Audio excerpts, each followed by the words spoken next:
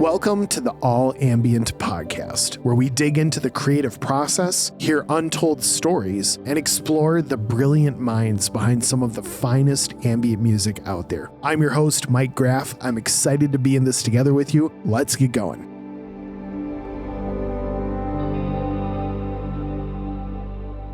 All right, welcome to the podcast, everybody. My name is Mike Graff, and I make music as Dear Gravity. I'm excited to be here together with you. Thanks for listening. And I am really excited for you to get the chance to hear from Ben Tatlow of Antarctic Wastelands today. But before we dig into that conversation, I, of course, want to say a big thank you to the premier music licensing site for all things ambient and cinematic music. Of course, I'm talking about All Ambient. If you're a creator that doesn't want to dig through an endless catalog of music that might not be the best fit, All Ambient is the perfect licensing site for you. All Ambient has expertly curated song bundles that are all designed around a unique theme to fit your film, video, or project perfectly. And there's no annual subscription fee either. You only pay for what you need. It is a great solution for your music licensing needs. Go check it out at all-ambient.com. That's all-ambient.com. If you stick around, we do have an exclusive promo code for our podcast listeners that we'll share in just a little bit. My guest today is Ben Tatlow of Antarctic Wastelands. Ben is a pioneer and a trailblazer in the ambient space. He has such a great left brain, right brain balance when it comes to not only being artistically creative, but also pressing into how to put some feet to that and to give it opportunity to spread to all the corners of the world. I love his approach. I love his leadership. Ben is a great guy to know, and you're going to absolutely love this conversation. I'm not going to hold it back from you any longer. Let's get right into my talk with Ben Tatlow of Antarctic Wastelands.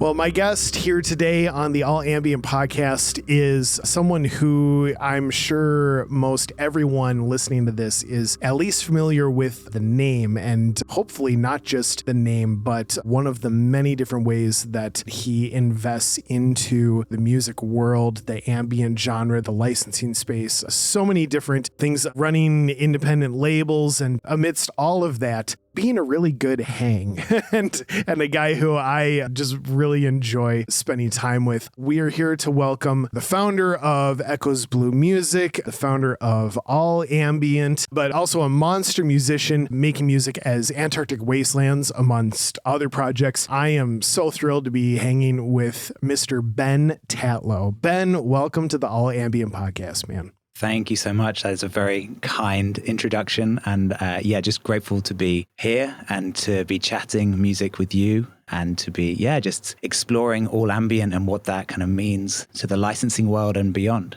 Yeah, I'm excited it exists and for so many different reasons. And we're going to get into all that and have some fun. But yeah, man, the intro, I wouldn't say it if I didn't mean it. You are worthy of every bit of it. And I'm glad that we're here. It's going to be good. Thank you. Well, Ben, there are so many different angles that we could explore. And I love your heart, not only for the creative side, but also how it ties into helping bring it into a sustainable business model and how it can actively, help support the lives of these people who make the music. You have such a great mind wrapped around all that, and I really admire you for that. And it's been fun to dig into a lot of that together. But as we get into exploring all these different pieces and coming at it from all the angles, I wanted to start in the place of asking you, how did you get started in music? What was one of the first moments that you heard something musical and you were just wowed by it? Or was there like a moment where you all of a sudden started realizing that I think this is going to be a significant part of my life for the foreseeable future? What does the beginning of music in your life look like?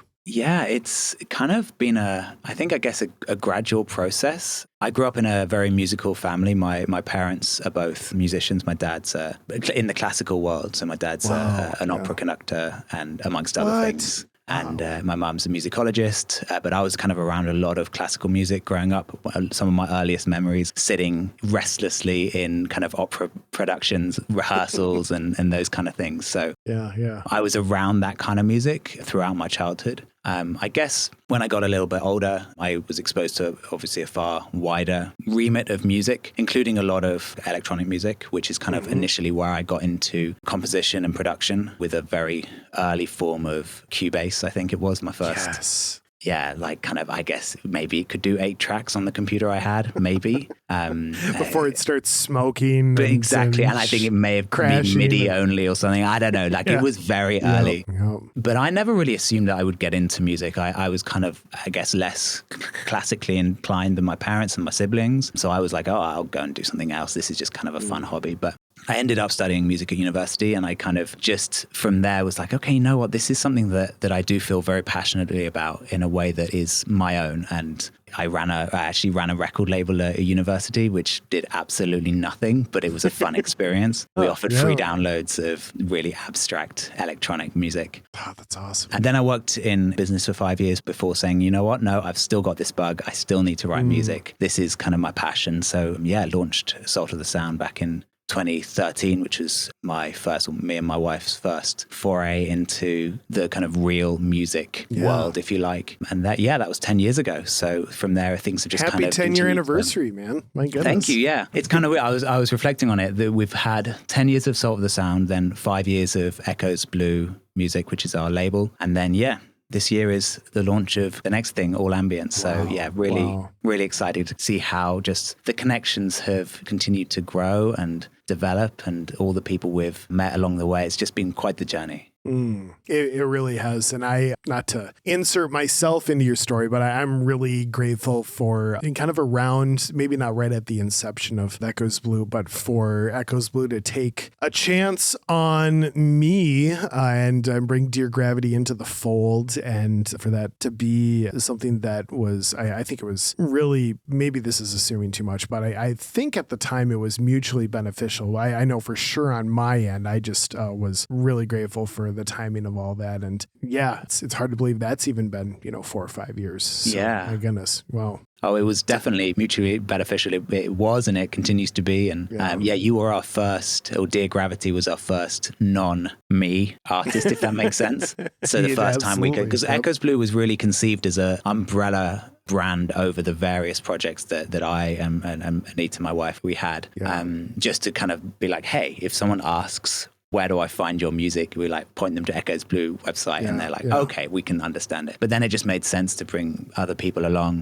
who had a similar kind of sensibility around ambient music, and who, we just felt would be a really good fit with that ethos. And, you absolutely were that and continue to be that. Man. And so, it's been a great journey. The roster has grown really nicely. I mean, just looking at not only the people who have released, full on singles, EPs, LPs with Echoes Blue, but also some of the different projects that you get to pull in even more artists in a compilation sort of sense. It's just so great to watch that network continue to grow. And then, of course, for Slow Echo to come into the fold, and we'll dig more into that as we go. But that's coming up on a year now already. Yes. Good grief. That's insane. And then, of course, how all that folds into what is now the premier ambient music licensing platform out there. All Ambient is a thing. And so I just thank you for just being faithful with every step of your journey that has allowed for not only for those great things to happen and those great relationships to happen, but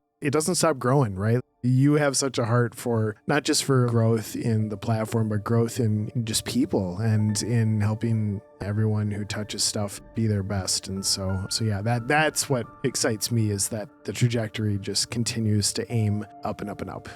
Yeah, and All Ambient ended up being yet another kind of umbrella over various different labels and projects to kind of bring more than just Echoes Blue music. As you said, Slow Echo, our kind of partner label, was brought into the All Ambient fold. So we have those two plus Ambient Echoes and other projects that we're involved with. And our hope is that we will continue to grow that with other independent labels and artists to really create that kind of home for ambient music licensing.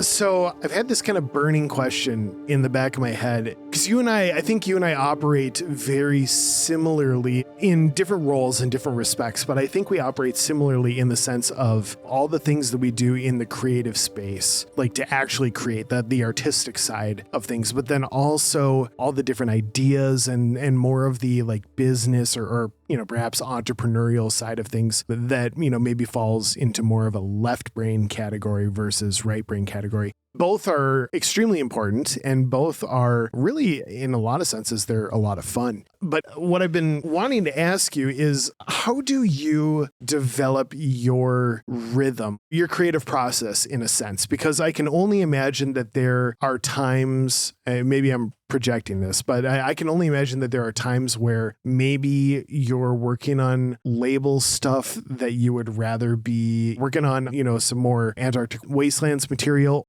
Or maybe, vice versa, where you can be getting excited about something in the all ambient land or with new releases on any of your multiple labels that you'd rather put the energy into that than some project that's maybe in the middle of the dip, in the middle of that moment where you're like, oh, it's got a ways to go. But really, what does that balance look like for you? How do you set up your schedule so that not only stuff gets done, but that you as a person just feel you balanced it in a way that it fulfills the way that you've been cut and created? And yeah, you know what I mean?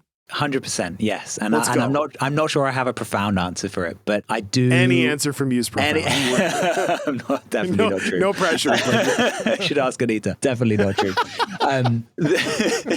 I guess for me, I try to have an aim, which is to spend 50% of time on label, marketing, kind of business stuff, 50% of my time on production, on various different projects. Yeah. There are seasons where that obviously swings way more one way or another. Sure. But on the whole, if I look at a month, I try to kind of have that balance. Recently, with various launches and things, business-wise, it's probably been a little bit more 60-40, but sure. I always want to make sure that I have time for both. And the way I'm wired, and something that I've kind of learned to mind myself over the years, is I kind of can't do too much of one thing. If I do, then I just get frustrated with myself, or you kind of go too far down a rabbit hole. Like production wise, if you spend too long on a track, this, like you end up just kind of obsessing over minute details, and then you listen back the next day and you're like, well, the first revision was by far the best anyway. Yeah. And I think the same is true for business. If you have too much time on like a new website or kind of trying to build out a business plan or whatever, you can get so obsessed with the kind of small details, the small numbers, that you miss perhaps the bigger picture. So I try to have sufficient time to kind of balance those things, where I'll spend usually most days I have some time where I'm spending on whatever the kind of business priority or the marketing, the new release that I need to market. I have some time for that. And then I have some time set aside for production, and maybe it's, a couple of hours to come up with some new ideas. And then within that, I'll have, okay, well, this month I'm going to primarily be working on a new Antarctic Wastelands album or something else. And similarly with business, it's saying, hey, okay, well, we're launching all ambient. Well, most of my time that I've set aside for that side of things will be focusing on just building up all ambient and just figuring out the best way. A few weeks ago, we launched, so kind of launching it and then continuing to market it and make those connections. Yeah. Thank you for achieving that balance and for modeling that well for everybody else. Because, it can be so easy to want to just pigeonhole into one of the two, either for the sake of just wanting to create or maybe for the sake of procrastinate and put something off and like, I'm just going to focus on this other thing. But also, like, I think that there's something to just finding balance and being okay with, I've had to learn how to be okay with just letting something sit, even if I wanted to put more time into it. Be like, no, there's going to be more time tomorrow. Like, you'll be okay. And I think that for any person who, just deep dives into something and works on it till 4 a.m. and they come out and their eyeballs are, just shot and they're like, oh, but it was super cool. Like, I love stories like that, but also just to have, almost a measured level of here's what I can invest into it. I think, you multiply that out over time. And clearly, like, your track record shows it. Like, you multiply that consistency out over time, and not just a lot of stuff happens, but a lot of great art comes into the world because of that consistency. So yeah, it's a good thing, man. Yeah, I think you've really hit the nail on the head in terms of consistency. It's something that I feel that is so key to the artistic process and to kind of the business world as well. At least in my experience over the past kind of 5-10 years even, it has been that. It's not always been easy to create that consistency, but once you have that rhythm, once you have that consistency, you realize that listeners and fans and people, potential licensees, they need you to keep showing up. Yeah. And with that comes a trust. Yeah. Of you as an artist, as you as a business, and by keeping showing up and by putting out good work and consistently communicating it clearly to people, really exciting things can happen. And I see a lot of people kind of come in with this kind of big bang, amazing album, wonderful, initial release or 2 or 3 releases, but then in a year, maybe it peters out and you're like, okay, well, where is this person? Where have they gone? And I personally always think that's a bit of a shame because if you come in with slightly calmer expectations, but then just keep showing up, that can have quite remarkable results, at least in my experience. So that would be an encouragement to people to just, keep showing up, keep putting in the work, and good things can happen. Absolutely.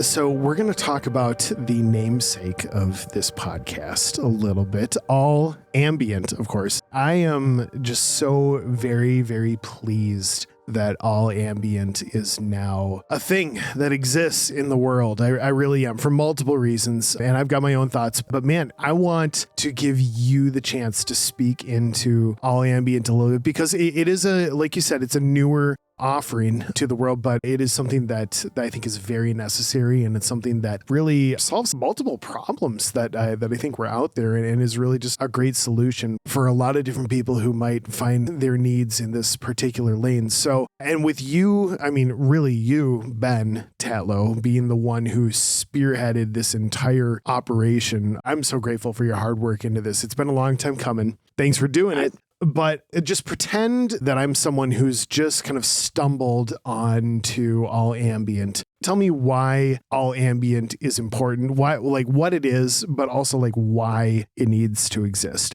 Yeah. So, I mean, initially it is all about ambient music and ambient music in the broadest sense. So, sure. I think ambient music, and we can maybe touch on this in a bit, but, it is evolved from, initially being quite a narrow genre into something which really encompasses a wide variety of styles and artists and means of expression. And I think that the sensibility of ambient fits so beautifully in the licensing world that for a long time it has been kind of something that I've wanted to kind of launch as part of what we do as a record label, but also beyond what we do as a record label, because there's so many other artists and labels who are doing really incredible work in the ambient space. Yeah.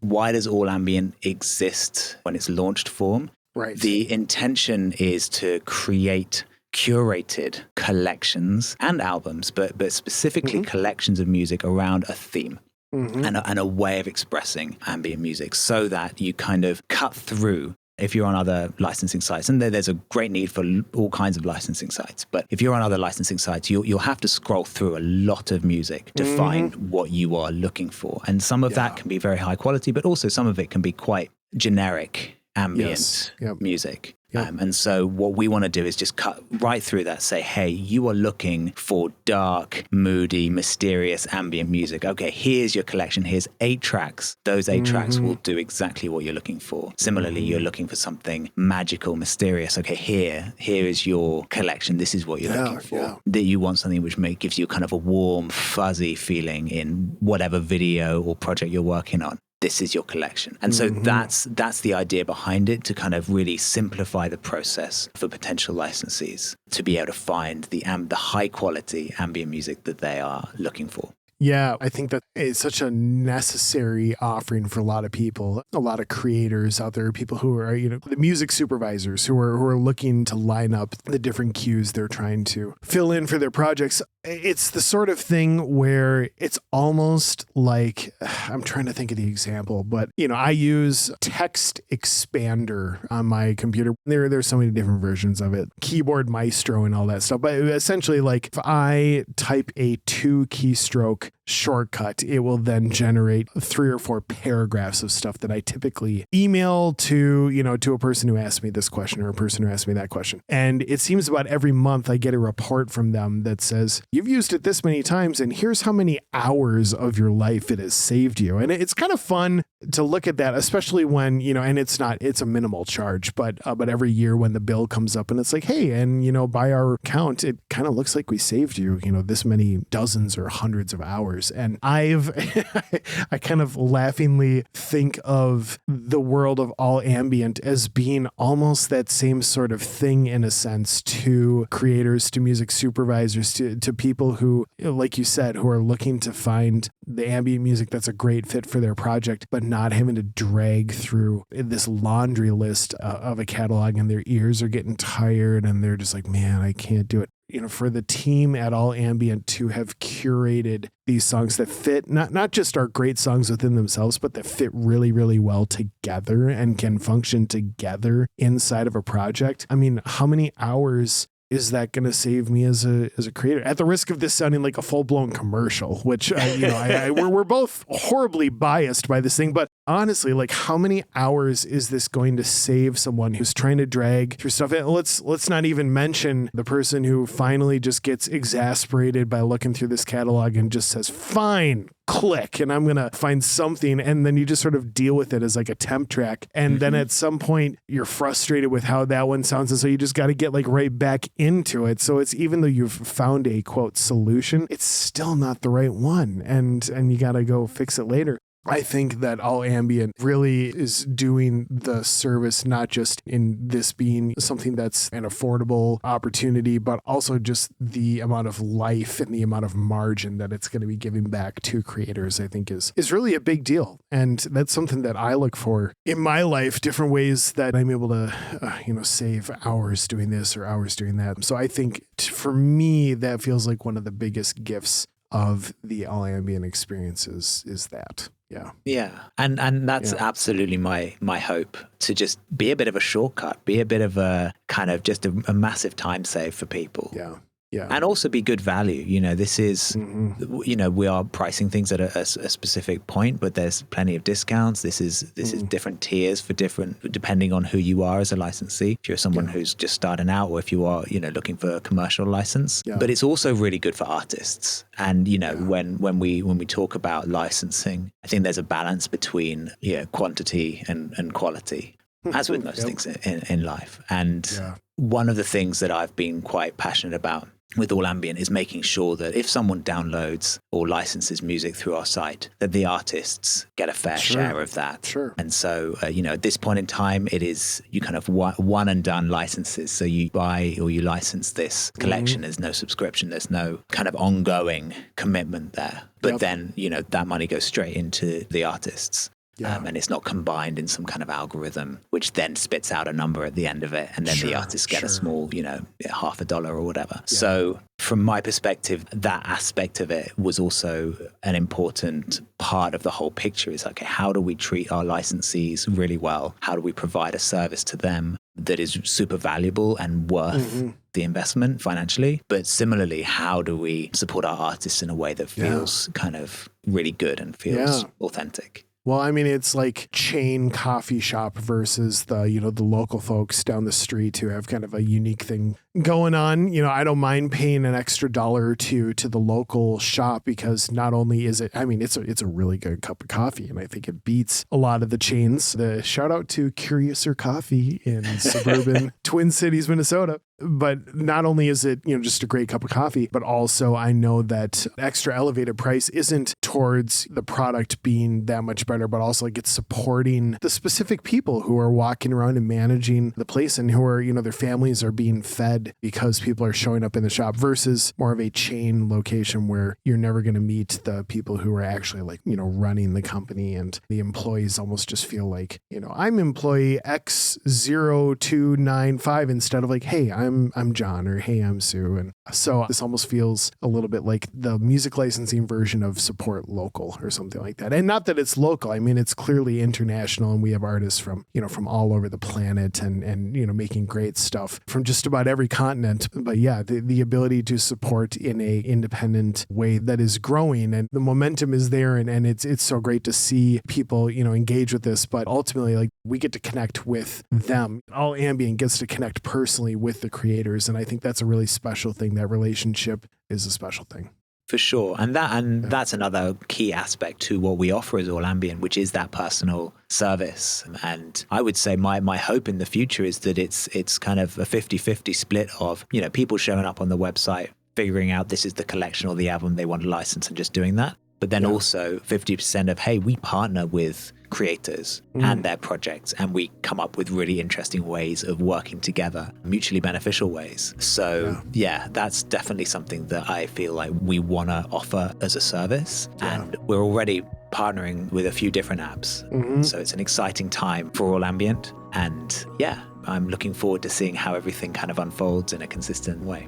Well, and at the risk of this starting to sound like an infomercial or something, we'll shift gears. But the joy of it, though, is that, clearly you love what you do, and that this isn't like, I came up with a website because I wanted to make this much money. Or again, I'm really grateful that All Ambient's doing well, and there's such a specific need that it is fulfilling. But really, we're talking about it because we love it, and we both love the space and the people in the space. And that's, that just oozes from you with every word that you speak. So yeah, I love your passion for it, and your the detail that you're digging into it.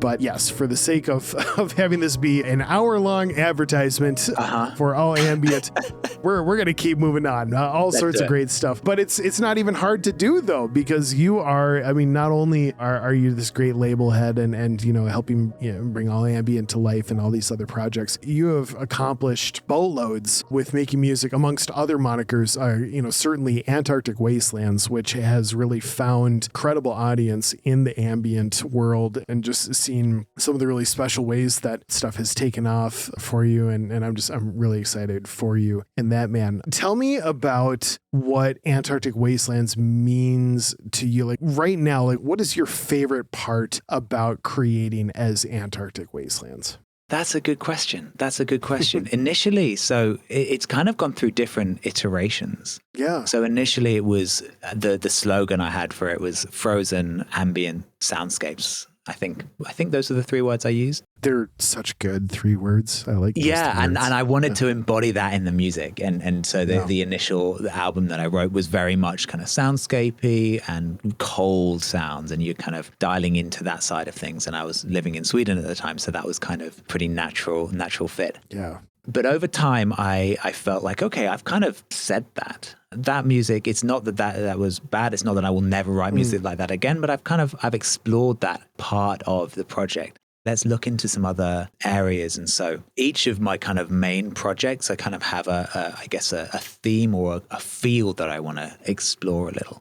I won't list off all of them, but a couple of years back, his artist name is Norvik. Here in Hong Kong, and we wrote an album called As With the City, and that was incorporating all kinds of city noises, both nature and kind of urban, from Hong Kong into the music, and really tried to kind of capture the spirit of the city within the album. And then my most recent project, which is, it's not fully released yet, but it will be released in the summer, called Worlds Apart, is more kind of space and kind of exploring the vastness of existence almost in some kind of simultaneously personal way. So kind of graphically, it's all kind of planets and, stars and all of that. But it's also, how do we bring that into a kind of personal way? And for me, that links in, I guess, with the, a lot of the thoughts I'm having around AI and connectivity and all of that. So you kind of see patterns emerging in terms of where your own headspace is in, and kind of the things you want to explore in your music. And for me, I actually think that if I were to give just one answer to it, it is that. It's like, okay, what is it that I'm particularly obsessing around right now? And okay, it seems to filter into this music project, and that's kind of what I'm writing about. I've tried and failed with Antarctic Wastelands to kind of have a very consistent output, music kind of stylistically, and it just never quite sat right with me. So I've allowed it to be pretty broad within the ambient space, and just kind of allow that to be and see what resonates with people. But ultimately, it's kind of an expression of what I'm exploring myself, and put that out there and you see what happens. That's fascinating. And I love kind of where Antarctic Wastelands has gone, like from project to project. And it's funny like that. Like, it's almost like creative roles like that are almost like made to be broken in a sense. And not that we make that with the inherent idea of like, I'm going to go break that rule, but more so like what the rule, even existing in the first place, will do to your mindset in how you approach what you're putting together. I remember listening to, for anyone who knows me a little bit, I do have just a deep love for electro pop and melodic house and that whole vein. I'm a huge fan of churches. I absolutely love them. And there is an episode of the podcast Song Exploder where they were talking about one of their songs, and you can go find it out in the world. But they were talking about how they wanted this one song. They're like, we're only going to use 2 chords. Like, this song's going to only have 2 chords, and we're going to try to make it interesting with only 2 chords, and we're going to go do it. And inevitably, once the song got rolling, it became very clear that at one moment, like, they needed to add, something beyond the 2 chords. It was like, like just something that felt so right. But, at that point, like, they didn't just like, no, the song has failed now because you broke the 2 chord rule. Like, the 2 chord rule existed in that songwriting session for them to have them in this certain, mindset that got them to this really unique place. And then it became clear that, okay, it's time to break that rule because it, it necessitates something. And so I love that heart is kind of there for you, for AW, but also that you knew that it was time for that rule to not be in play anymore. And it wasn't serving the art, it wasn't serving the music by having that stay in place. And you were actually doing the art almost a disservice in a sense by just being like, if you were to have stood by the rule. So thanks for making it, and thanks for breaking it. Well done. Thank you. Thank you. Yeah, I 100% concur with that. The best music that at least I feel that I've written have started with pretty narrow rules, and then halfway through you're like, okay, now I'm gonna just build on that. But those creative restrictions are always so helpful just to get an idea off the ground. So yeah, it's great. I love it.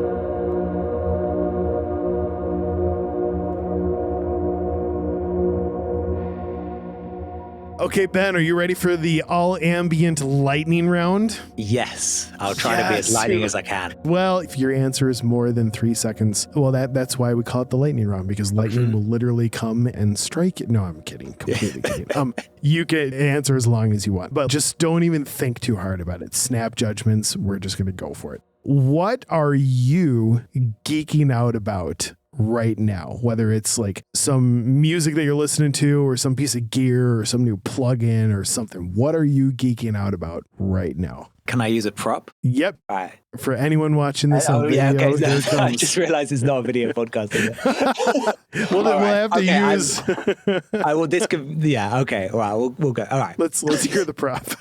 Well, if this is on video, you can see here I have this new... It's kind of a pedal, but it's not really. It's a kalimba, but an electric kalimba from a maker called... on your social. Did you see it? It's incredible. It's by a creator called Lottie Canto. It's called the Color Palette, and it's basically a kalimba that you play. I guess it's got pickups in there, but then it's got a ton of onboard effects, and it's just beautiful. It's beautiful to play. It records amazingly. They are like super in demand. So I don't know how many are released at one time, but they go within 2 minutes. And I failed on a number of occasions before to order this. So this time I had everything lined up, just like go, and managed to get hold of it, and it doesn't disappoint. So I would say I highly recommend going and getting one, but that's not super simple. But if you do ever have the chance of getting hold of one, they are beautiful things. So that's awesome. Okay, continuing on with the lightning round. Ben, what is one weird thing about you that most people don't know? You might have to come back to that. Let me think of that while we do more lightning rounds, and I will come back to that. Well, and but see, in my head, you have the ability to cheat big time on this, because the fact that you're born in Sweden, but then you went to university in the UK, yes? Yes. And then you went back to Sweden for a period of time after that. Yes. And then from there, now you and Anita and your family, you guys live in Hong Kong currently. Yes. And there's even talks about you perhaps finding yet another destination after Hong Kong within the next year or two. Man, that's just that in and of itself is how cool is that? How many people get to say that they've jet setted, out from this side of the planet to the other? And I don't know if that's a weird thing about you, but it's definitely something about you that, I don't know, it just makes you cooler than just about everybody. So well done. It kind of just happened to me, but yeah, sure. Well, then let's go with that. There, you have lived in multiple countries across multiple continents. That is true. That is true. Love it. A little bit of pressure on this one. Ben, what's an opinion that you have that almost nobody else has besides you? I'll make this a music production one. Awesome. And I'm not sure if no one else has this opinion, but if you watch YouTube videos, then no one else has this opinion. And that is that reverb on a mix bus can sound amazing. Yes. Truth. There is one reverb that basically is on every single Antarctic Wastelands track in some way, shape or form. Not always on the mix bus, but on some track in there, and kind of it eventually becomes your sound. And you're is it known by the world? Have you said this out loud to the world before? I'm not sure. You don't have to. I can do. We're gonna do this, Ben. I'm just gonna throw it out there. So if a listener is able to guess what reverb you are in fact referring to, and they post their answer on the All Ambient Instagram page, which you can find the link in the show notes, we'll give the first person who can guess it correctly a promo code for one completely free All Ambient music collection. So go get it, folks. It's out there. The answer. I just want you to guess, listeners, because I want to find out the answer. So get in there and let's figure this out together. Let's sleuth this one together. Ben, what would you tell the beginning musician version of yourself? So if you were to go back in time 10, 15, 20 years, what would you tell the 20 years ago version of yourself in the music world? I think it comes down to a little bit what we were talking about before, but it's the consistency piece and not beating yourself up when, hey, you release a couple of singles and they don't really do anything. It's like, okay, no, just consistently be releasing good quality stuff. Yeah. And not be too concerned about what other people, especially other artists and kind of music professionals say. So, especially when you can look on YouTube and you can get all kinds of different advice, and this is exactly what this chain needs to look like, or these are exactly the tools that you need. It can be very beneficial to you as an artist to have fewer tools that you know very well and use those restrictions as part of who you are as a creator and as an artist. I live in Hong Kong. Space is at a real premium here. So this studio that I'm in right now, this is my studio.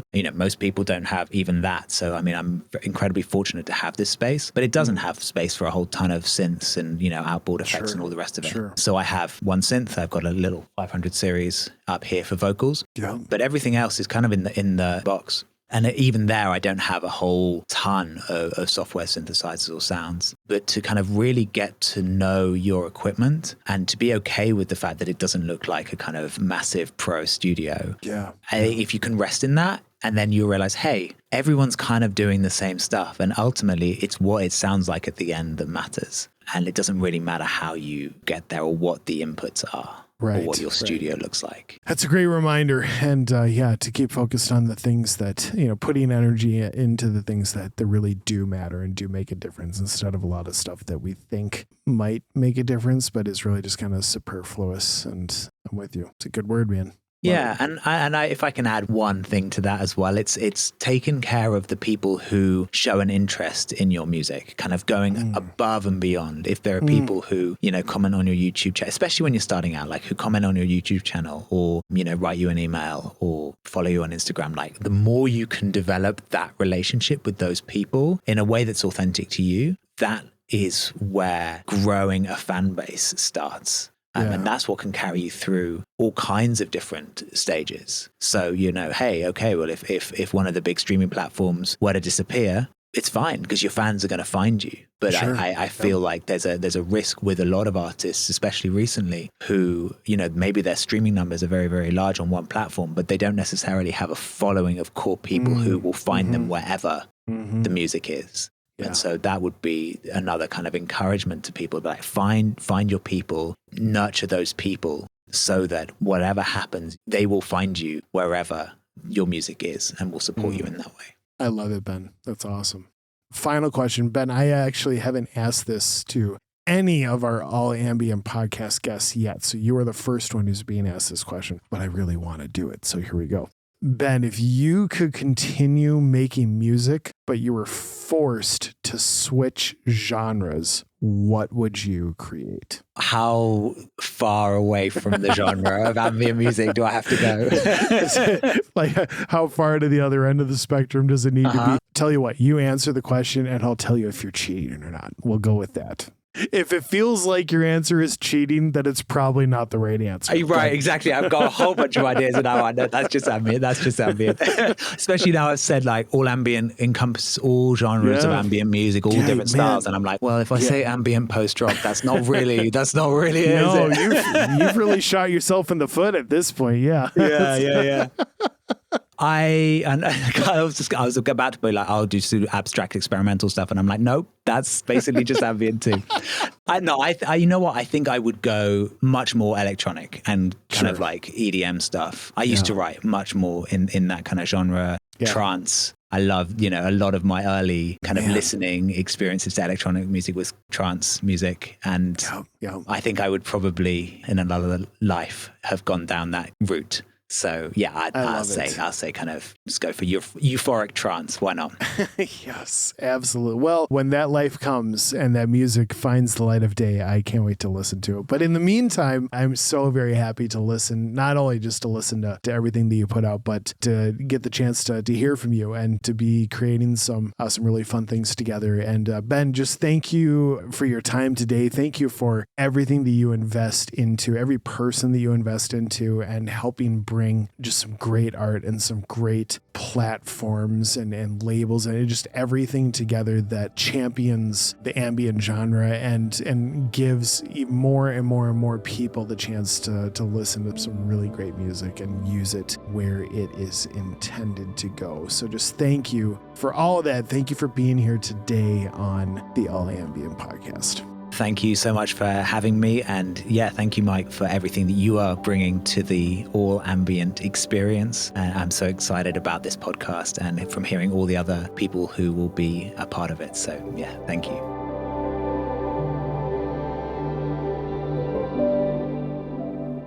Man, thanks for listening to the All Ambient podcast. Music throughout today's episode was from Antarctic Wastelands catalog, and you can find all of this music along with a bunch of other incredible songs, bundles, and other resources from an amazing group of composers and producers at all-ambient.com. And be sure to use the promo code podcast25. That's podcast25, and you'll get 25% off of any product at all-ambient.com. It's a great opportunity to save even more on an incredible resource for your next film, video, or project. Don't wait for another second. Head over to allambient.com and use promo code podcast25. Again, that's podcast25 to get 25% off of your next purchase.